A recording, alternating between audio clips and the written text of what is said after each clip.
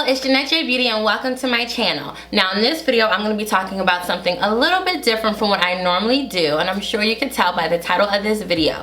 Now last week I talked about toxins being in our beauty products, and it was just something that I wanted to share with you, and I just thought I would do a little bit of research and just really implement that on my channel because I do have a voice, and anything that I learned that's beneficial I really want to share it with you, my viewers and my supporters. You guys support me so much and I thank you so much for that. It really keeps me going, especially right now, because things are so busy, so hectic, being a mom of 4 and also having a 5-week-old. She's just growing so big, and just every moment is just so special for me, and she does sleep a lot and she's sleeping right now, so it gives me time to be able to make video and just new content for you.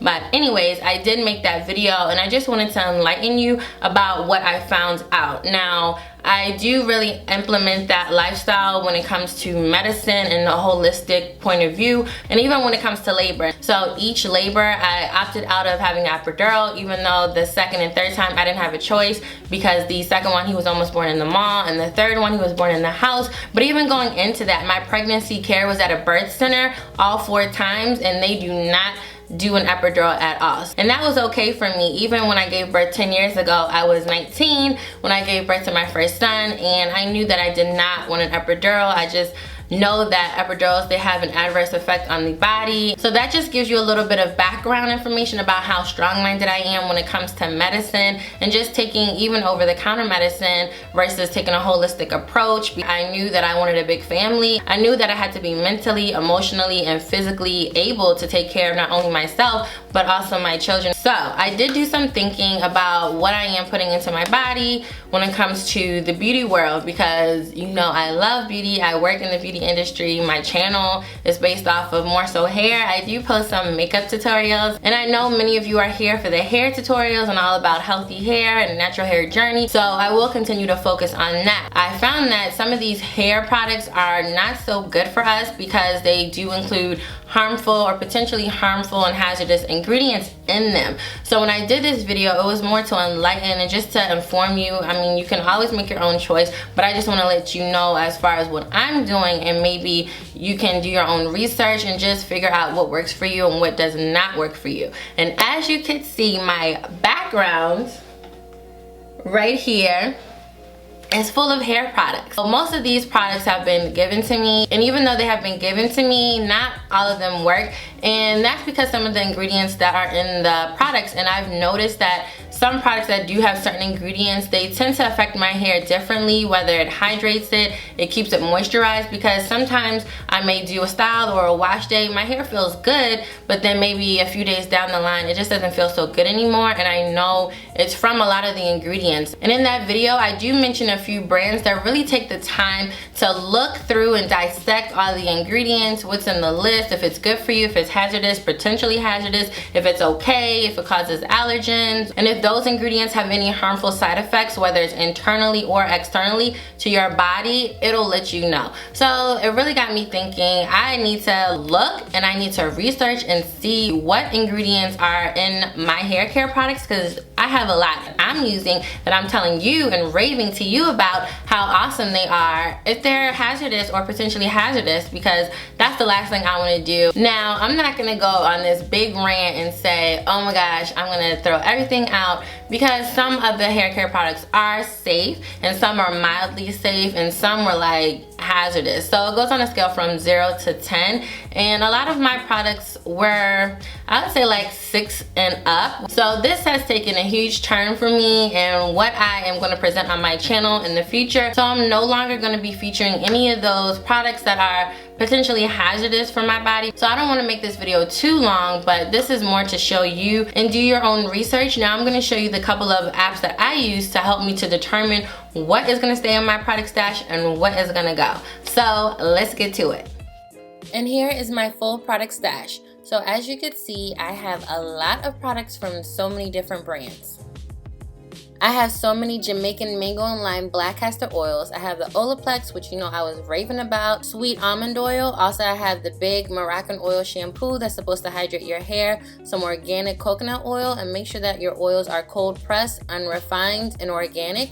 Also, I have these shears up here because sometimes I do have to snip a little bit of my ends. The new Eden Body Works line, G Naturals, Amika, Curls, Cashmere, and Caviar. Also has some Lotta Body in this Pure Flaxseed Gel that I showed in my last video, My Moisture. More Moroccan Oil, Design Essentials. Also this line from the Dollar Curl Club. I'll be doing a video on them soon. Some Jane Carter's. More oils and some products from the Apogee line. I've done a couple of videos using these products.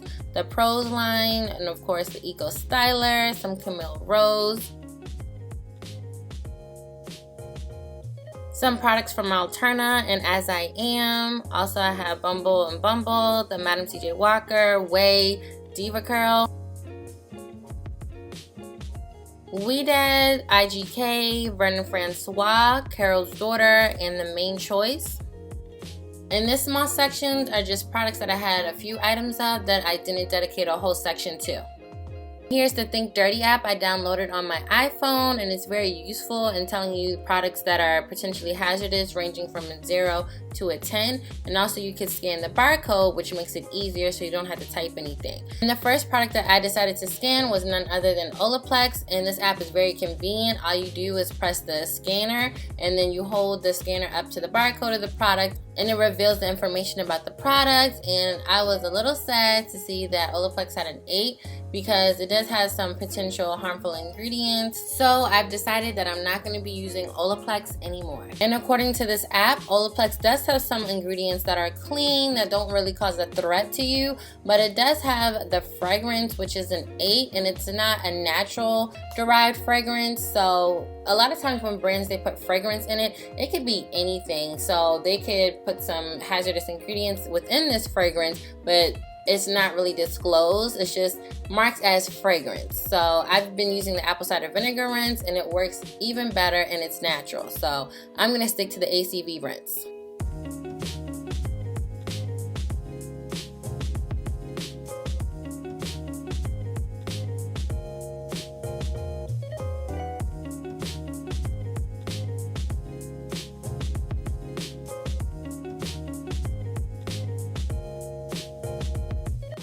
So I'm going to put Olaplex in the bag for products that I will no longer be using.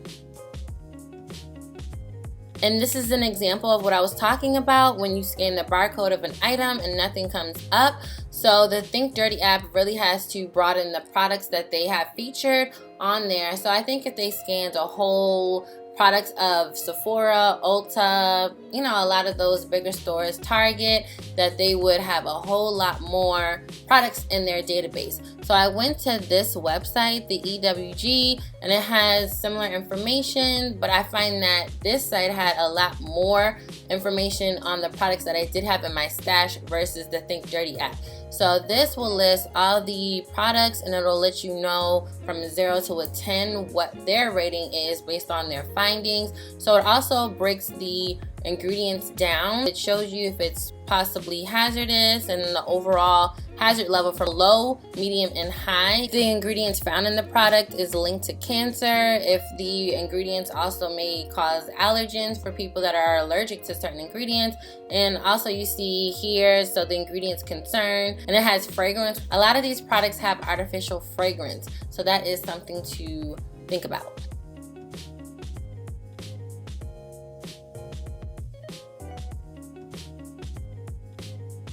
And looking at their findings, pretty much all of Design Essential products had either a 0 to a 5, which is okay for me, so I will continue to be using Design Essential products. And next, I had to scan the Shea Moisture. So Shea Moisture was pretty good as well. There's that fragrance again, but they have an essential oil blend, so that's a little bit better. It's more naturally derived versus artificially derived, and that's a better ingredient term to look for. Essential oil blend, or maybe essential oils, or you know, something more naturally derived. That would be a lot better.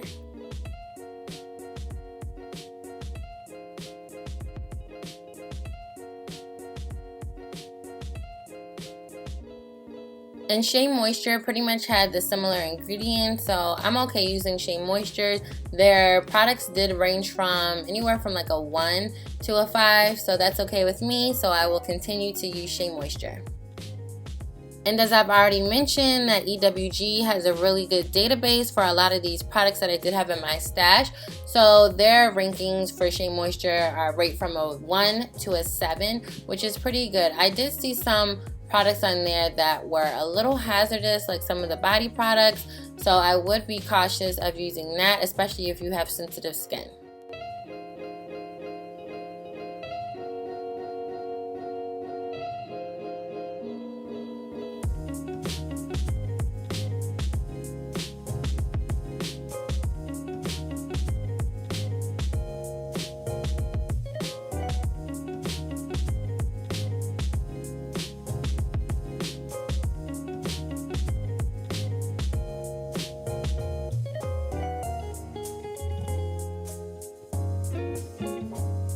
And another line that I really liked, which was the My Moisture, because it was very affordable. Also, I found it at my local Target, but it had a lot of ingredients that were not so good, so I will no longer be using My Moisture. So I'm not going to show every single product because that would be so time consuming and we'd be here all day, and I don't think anyone wants to do that.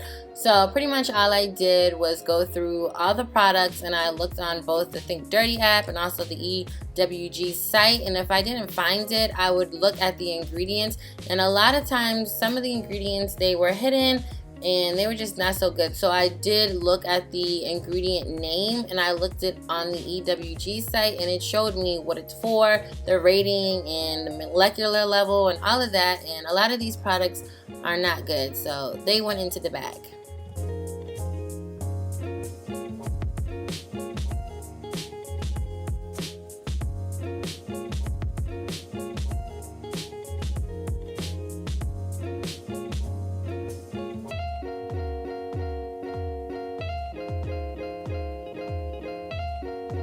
And after combing through all the products, here is my current stash. And it's a fair amount of products that I could still continue to use. And I was a bit surprised on some of the products that did remain. So everything here ranges from a 0 to a 5, which I am okay with.